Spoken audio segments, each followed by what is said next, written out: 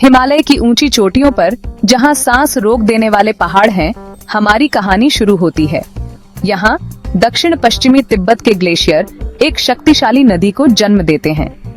यह ब्रह्मपुत्र है, जिसे इसके उद्गम पर यारलुंग त्सांगपो के नाम से जाना जाता है। यह आंगसी ग्लेशियर से शुरू होती है, जहां पिघली हुई बर्फ नदी की पहली धाराएं बनाती है। ये धाराएं ताकत बटोरती हैं, पहाड़ों से अपना रास्ता बनाती हैं और जमीन को आकार देती हैं। तिब्बती पठार के पार पूरब की ओर बहते हुए यह नदी एक कठिन हवादार जमीन में जीवन रेखा है। ये पुराने मठों और गांवों से गुजरती है, इस दूर दराज इलाके में जीवन को बनाए रखती है। फिर नदी हिमालय के बड़े मोड़ के पास पहुंचती है। यहाँ ये यारलुंग त्सांगपो ग्रैंड कैनियन में गिरती है, जो पृथ्वी पर सबसे गहरे कैनियन में से एक है। यह शानदार ढलान ऊंचे पठार से मैदानों तक की इसकी यात्रा को दर्शाता है, जो प्रकृति का एक सच्चा अजूबा है।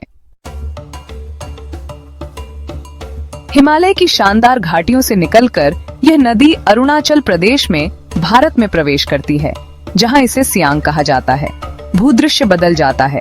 हरा भरा, उष्णकटिबंधीय और जीवंत नदी तेज गति से हरे भरे पहाड़ों से बहती है।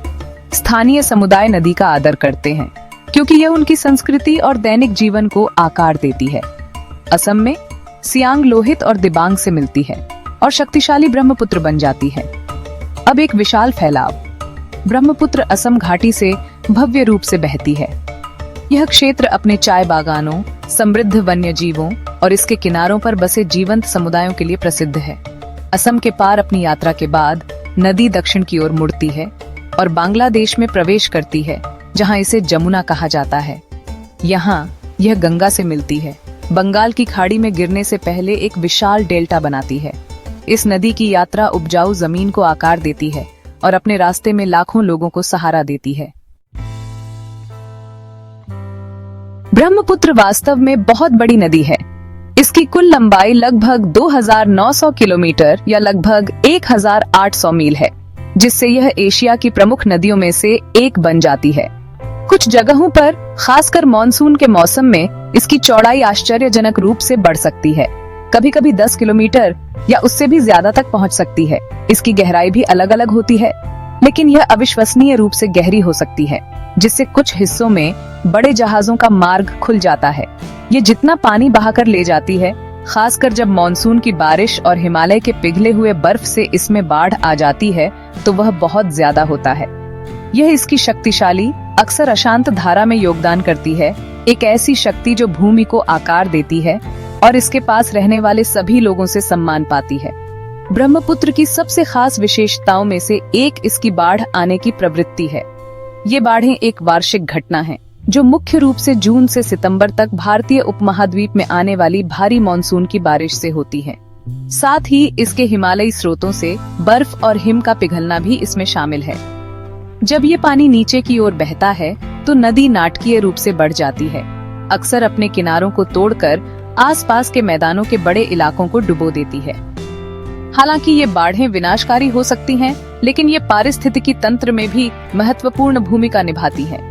वे बड़ी मात्रा में उपजाऊ गाद जमा करती हैं, जिससे कृषि भूमि समृद्ध होती है और पानी उतरने के बाद खेती के लिए अत्यधिक उत्पादक बन जाती है।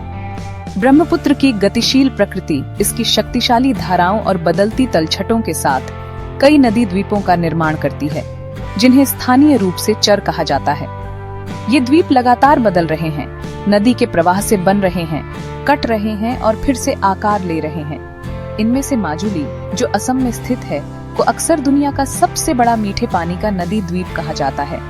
इन चरों पर जीवन एक अनोखा अस्तित्व है, जो नदी की लय से गहराई से जुड़ा हुआ है। यहाँ के समुदायों ने अस्थिरता के हिसाब से खुद को ढाल लिया है, ऐसे घर बनाए हैं जिन्हें ले जाया जा सकता है, और ऐसी फसलें उगाते हैं जो उपजाऊ, हालांकि कमजोर जमीन के लिए उपयुक्त हैं। ये द्वीप जैव विविधता और अनोखी संस्कृतियों के स्वर्ग हैं। ब्रह्मपुत्र नदी प्रणाली वन्य जीवों की एक अविश्वसनीय श्रृंखला का समर्थन करती है। इसके पानी में लुप्तप्राय गंगा नदी डॉल्फिन रहती है, जो एक आकर्षक मीठे पानी की सिटेशियन है। यहाँ मछलियों की कई प्रजातियां पनपती हैं, जो स्थानीय आबादी के लिए एक महत्वपूर्ण भोजन स्रोत प्रदान करती हैं। नदी के किनारे और आसपास के वेटलैंड्स पक्षियों से भरे हुए हैं, जिनमें कई प्रवासी प्रजातियां शामिल हैं। जो अपनी लंबी यात्राओं पर नदी गलियारे को एक पड़ाव के रूप में उपयोग करती हैं।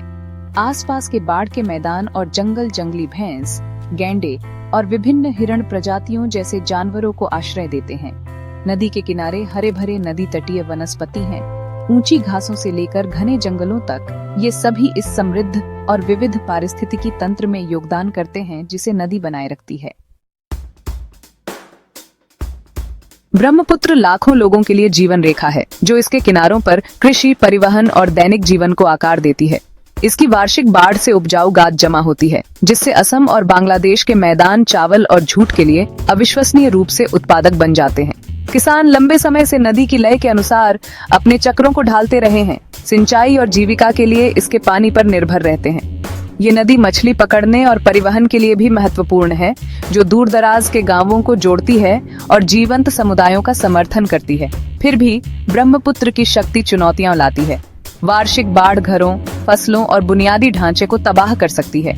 समुदाय तटबंध बनाते हैं और खुद को ढालते हैं, लेकिन नदी की शक्ति बहुत अधिक है। प्रदूषण, बांध निर्माण और जलवायु परिवर्तन अब इसके भविष्य को खतरे में डाल रहे हैं। ब्रह्मपुत्र की रक्षा करना बहुत जरूरी है, लोगों के लिए, प्रकृति के लिए और आने वाली पीढ़ियों के लिए।